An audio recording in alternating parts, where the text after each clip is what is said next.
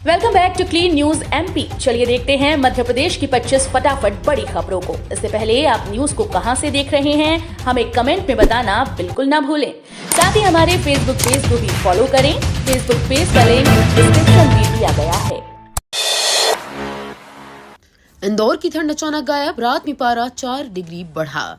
इंदौर शहर में मौसम ने एक बार फिर करवट बदली है। पिछले कई दिनों से जारी ठंड के बाद अचानक रात के पारे ने करीब 4 डिग्री की छलांग लगाई है।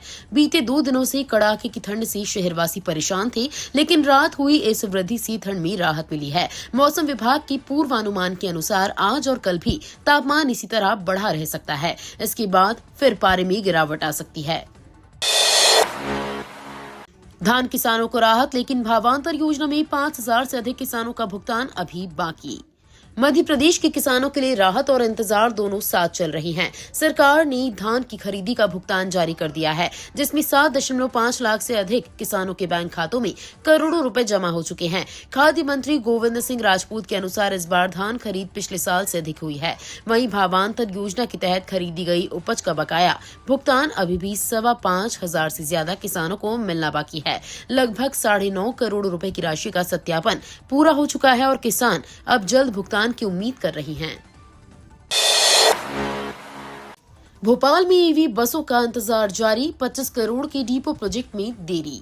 भोपाल में इलेक्ट्रिक बसों के संचालन की योजना अभी अधर में लटकी हुई है। शहर में ई बसों को शुरू करने की तैयारियां तो कागजों पर तेज है, लेकिन जमीनी स्तर पर जरूरी इंफ्रास्ट्रक्चर अधूरा है। ई बस संचालन के लिए बनाए जा रहे दोनों प्रमुख डिपो समय पर तैयार नहीं हो सके हैं, जिसके कारण बसों की सड़क पर उतरने में देरी होगी। 100 इलेक्ट्रिक बसें आने की बात कही गई थी, लेकिन अब तक उनका संचालन शुरू नहीं हो पाया है। इस देरी से लोगों को ई बस सुविधा मिलने में और वक्त लगेगा।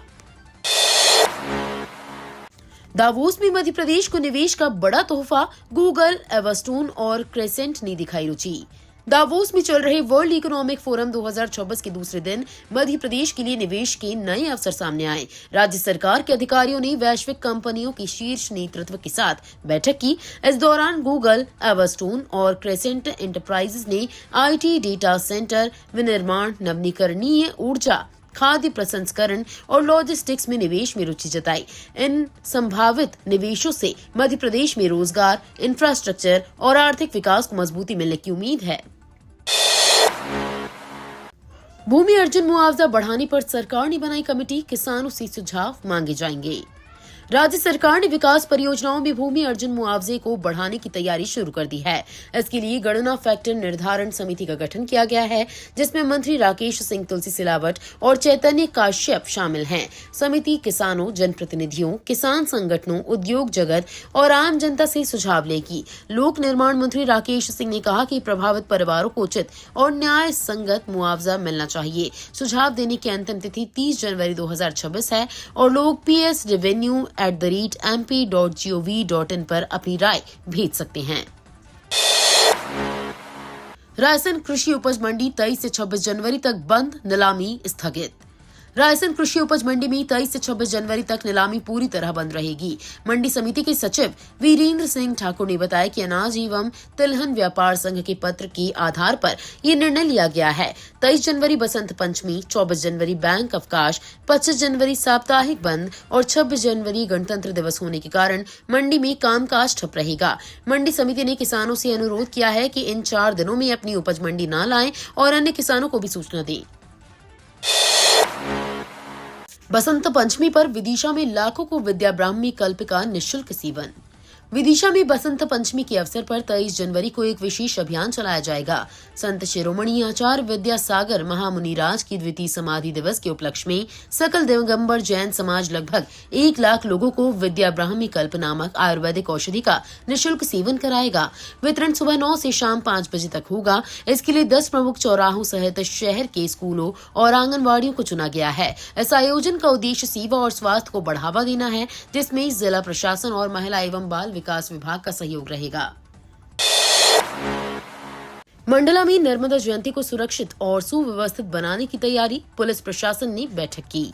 मंडला में नर्मदा जयंती को शांतिपूर्ण और सुरक्षित तरीके से मनाने के लिए पुलिस और प्रशासन ने 21 जनवरी को संयुक्त बैठक की। बैठक में चुनरी यात्रा, भंडारा, मंदिर और महाआरती समितियों के पदाधिकारी शामिल रहे। निर्देश दिए गए कि भंडारे सड़क किनारे नहीं लगेंगे, ध्वनि यंत्रों का सीमित उपयोग होगा और यातायात नियमों का पालन जरूरी होगा। समितियों को पुलिस प्रशासन के साथ सहयोग करने को कहा गया। पुलिस ने आम लोगों से भीड़ भाड़ वाले स्थान और गहरे पानी से बचने, कीमती सामान सुरक्षित रखने और आपात स्थिति में तुरंत मदद लेने की अपील की।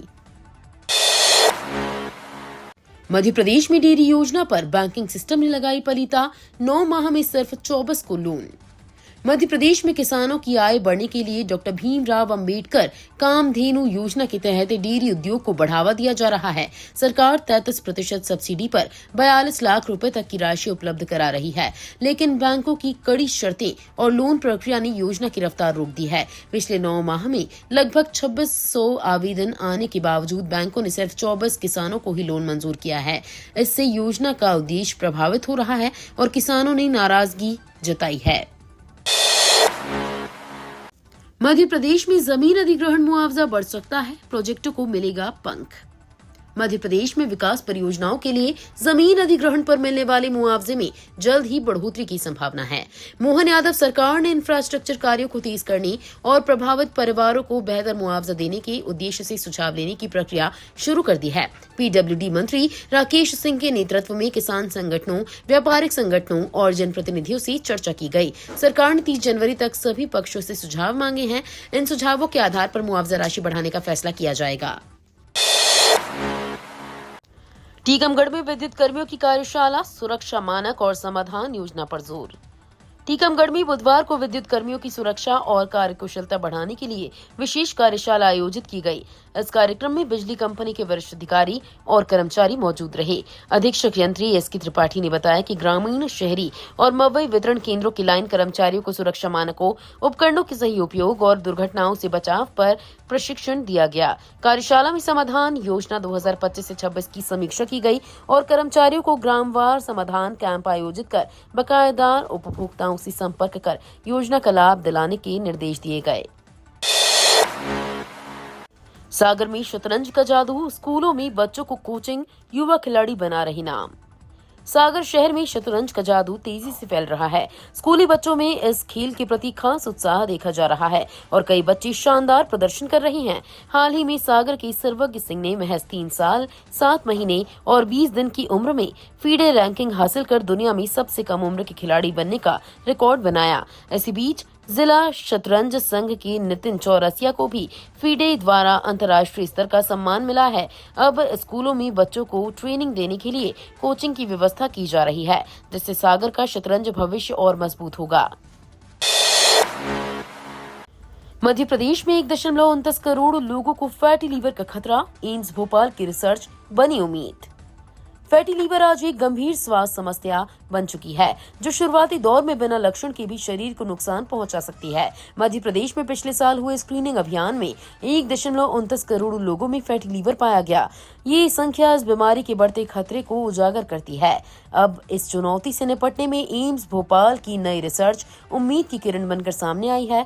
इस रिसर्च से फैटी लीवर के छुपे हुए लक्षणों की शुरुआती पहचान संभव हो सकेगी, जिससे समय रहते इलाज और रोकथाम संभव होगा। इंदौर में 243 फैक्ट्रियां फैला रही प्रदूषण, हाईकोर्ट ने की बिजली कटौती की चेतावनी। इंदौर में बढ़ते जल और वायु प्रदूषण के गंभीर मामलों पर हाईकोर्ट ने कड़ा रुख अपनाया है। शहर में बिना वैधानिक अनुमति के संचालित 243 फैक्ट्रियां पर्यावरण को भारी नुकसान पहुंचा रही हैं। इस पर उच्च न्यायालय ने स्वतः संज्ञान लिया और प्रदूषण नियंत्रण बोर्ड की कार्यप्रणाली पर असंतोष जताया। कोर्ट की फटकार के बाद अब जिले में बड़ी कार्रवाई शुरू हो गई है और इन गैर कानूनी उद्योगों की बिजली काटने की तैयारी तेज की जा रही है। भागीरथपुरा दूषित पानी मामले की जांच के लिए राज्य स्तरीय समिति गठित, 1 माह में रिपोर्ट। इंदौर की भागीरथपुरा इलाके में दूषित पानी सप्लाई के मामले की जांच के लिए राज्य सरकार ने एक राज्य स्तरीय समिति बनाई है। ये समिति पूरे मामले की गहराई से जांच करेगी और अपनी रिपोर्ट 1 महीने के भीतर सरकार को सौंपेगी। समिति के अध्यक्ष अपर मुख्य सचिव संजय कुमार शुक्ल होंगे। सदस्यों में लोक स्वास्थ्य यांत्रिकी विभाग के प्रमुख सचिव पी नरहरी और नगरीय प्रशासन एवं विकास आयुक्त संकेत भोडवे शामिल हैं। इंदौर संभाग के आयुक्त सुदाम खाड़े को सदस्य सचिव बनाया गया है। स्टार एयर की मुंबई गोंदिया उड़ानें फिर निरस्त, इंदौर यात्रियों की परेशानी बढ़ी। इंदौर से मुंबई और गोंदिया के बीच हवाई सफर करने वाले यात्रियों को फिर से झटका लगा है। स्टार एयर ने हाल ही में इन रूटों पर सेवाएं दोबारा शुरू की थी, लेकिन मंगलवार को अचानक सभी उड़ानें रद्द कर दी गईं। इस फैसले से देवी अहिल्याबाई होलकर विमानतल पर यात्रियों को बड़ी परेशानी हुई और माहौल तनावपूर्ण हो गया। यात्रियों को अपने सफर की योजना बदलनी पड़ी और कई लोग अन्य विकल्पों की तलाश में रहे। एयरलाइन की इस अचानक निर्णय से यात्रियों की नाराजगी बढ़ गई है। कैबिनेट फैसले से भड़के अस्थायी कर्मचारी, सतपुड़ा भवन के सामने सत्याग्रह शुरू। भोपाल में संविदा आउटसोर्स और अस्थायी कर्मचारियों का आक्रोश अब आंदोलन में बदल गया है। 22 दिसंबर 2025 को हुई कैबिनेट की बैठक के फैसलों से नाराज कर्मचारियों ने बुधवार दोपहर 12 बजे से सतपुड़ा भवन के सामने सत्याग्रह शुरू कर दिया। यह आंदोलन मध्य प्रदेश कर्मचारी मंच के बैनर तले 5 सूत्रीय मांगों के समर्थन में किया जा रहा है। कर्मचारियों का कहना है कि कैबिनेट के फैसले के बाद कैडर संशोधन और वेतनमानों को लेकर सरकार की स्थिति स्पष्ट नहीं है, जिससे छटनी और अनिश्चितता की आशंका बढ़ी हुई है। दावोस में सीएम डॉक्टर यादव हरित ऊर्जा और मालदीव से साझेदारी पर चर्चा। वर्ल्ड इकोनॉमिक फोरम 2026 में दावोस पहुंचे मुख्यमंत्री डॉक्टर मोहन यादव ने 2 महत्वपूर्ण विषयों पर चर्चा की। Derisking the green leap round table में उन्होंने बताया कि मध्य प्रदेश ने हरित ऊर्जा को विकास की मुख्य धारा में शामिल किया है। नवकरणीय ऊर्जा से बिजली और जलापूर्ति में स्थिरता आई है, जिससे आम लोग और उद्योग दोनों लाभान्वित हुए हैं। इसके बाद उन्होंने मालदीव के आर्थिक विकास मंत्री मोहम्मद सईद से द्विपक्षीय बैठक की। दोनों पक्षों ने पर्यटन, शिक्षा, चिकित्सा, वन्य जीव संरक्षण और सांस्कृतिक आदान प्रदान में सहयोग बढ़ाने पर बात की। धार भोजशाला में बसंत पंचमी पर नमाज का समय तय करने की मांग, दिग्विजय सिंह ने उठाया मुद्दा। धार जिले के ऐतिहासिक भोजशाला इस बार फिर प्रशासन और पुलिस के लिए चुनौती बनकर उभरी है। 2026 में बसंत पंचमी 23 जनवरी को शुक्रवार के दिन पड़ रही है। इस संयोग का इतिहास 2006, 2013 और 2016 में भी बन चुका है, जब क्षेत्र में तनावपूर्ण हालात बने थे। इसी को देखते हुए इस बार सुरक्षा व्यवस्था को लेकर खास सतर्कता बरती जा रही है। अब कांग्रेस नेता दिग्विजय सिंह ने मांग की है कि इस दिन नमाज का समय पहले से तय किया जाए, ताकि किसी तरह की अनावश्यक विवाद की स्थिति न बने। आईआईटी मद्रास के सहयोग से एमपी में सुधरेगी सड़क सुरक्षा, 49 जिलों में बनेंगे मॉडल चौराहे। मध्य प्रदेश में सड़क हादसों में मौतों को शून्य तक लाने के लिए सरकार ने व्यापक कार्य योजना बनाई है। मध्य प्रदेश सड़क विकास निगम ने आईआईटी मद्रास के तकनीकी सहयोग से ट्रैफिक व्यवस्था सुधारने और सड़क सुरक्षा मजबूत करने का मास्टर प्लान लागू करने का निर्णय लिया है। एमपीआरडीसी के प्रबंध संचालक भरत यादव ने उच्च स्तरीय समीक्षा बैठक में सड़क सुरक्षा को सर्वोच्च प्राथमिकता देने के निर्देश दिए। उन्होंने कहा कि इंफ्रास्ट्रक्चर, डेटा एनालिसिस और सुरक्षित डिजाइन के जरिए दुर्घटनाओं में कमी लाई जाएगी। 49 जिलों में मॉडल चौराहे बनाए जाएंगे। एमपी के 102 सरकारी स्कूल बिना शिक्षक, हाईकोर्ट ने सरकार से हलफनामे पर जवाब तलब किया।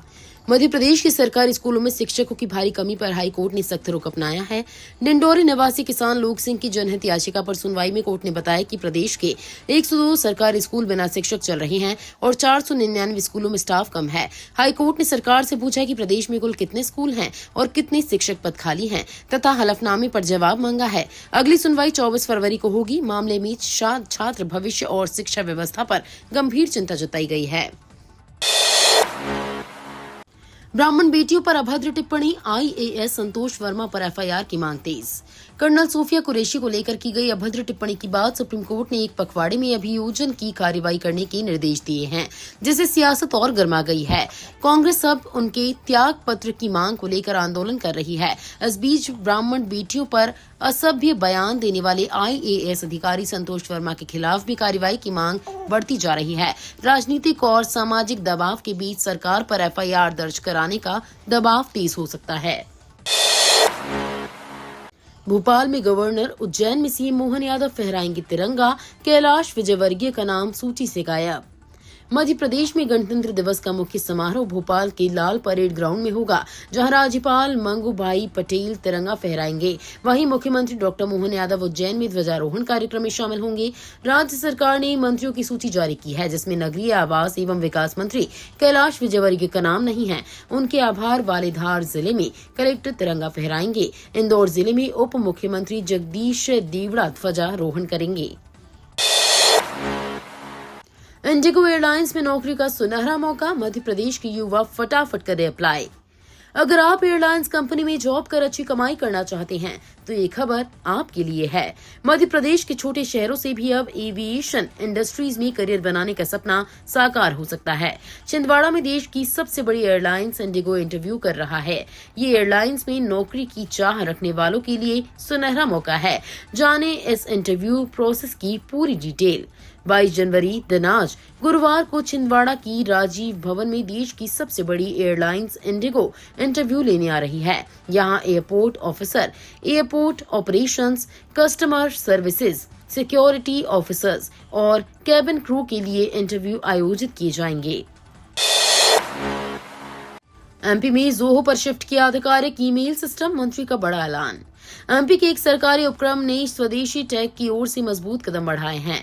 आधिकारिक ईमेल सिस्टम को जोहो प्लेटफॉर्म पर शिफ्ट कर दिया गया है। प्रदेश के ऊर्जा मंत्री प्रद्युमन सिंह तोमर ने ये बड़ी घोषणा की है। उन्होंने बताया कि Madhya Pradesh power transmission company ने डिजिटल आत्मनिर्भरता की दिशा में एक और महत्वपूर्ण कदम उठाते हुए अपनी आधिकारिक ईमेल प्रणाली को स्वदेशी तकनीक आधारित जोहो कॉरपोरेशन के प्लेटफॉर्म पर सफलतापूर्वक शिफ्ट कर दिया है। माध्यमिक शिक्षा मंडल की कक्षा 10वीं और 12वीं बोर्ड परीक्षाओं को लेकर प्रशासन ने पूरी तरह कमर कस ली है। 7 फरवरी से शुरू होने जा रही बोर्ड परीक्षाओं से पहले 28 जनवरी को प्रश्न पत्र शहर में पहुंच जाएंगे। वहीं मंडल ने सभी परीक्षार्थियों के प्रवेश पत्र भी जारी कर दिए गए हैं। मंडल की ओर से सभी जिला शिक्षा अधिकारियों व प्राचार्यों को स्पष्ट निर्देश दिए गए हैं कि परीक्षा की गोपनीयता और निष्पक्षता से कोई समझौता नहीं होगा। बोर्ड के प्रश्न पत्र शहर के लीड स्कूल शासकीय कन्या उच्चतर माध्यमिक विद्यालय शिंदे की छावनी में कड़ी सुरक्षा के बीच रखे जाएंगे। तो ये थी आज की 25 फटाफट बड़ी खबरें। अगर आपको न्यूज पसंद आई हो तो वीडियो को लाइक और शेयर जरूर करें। धन्यवाद।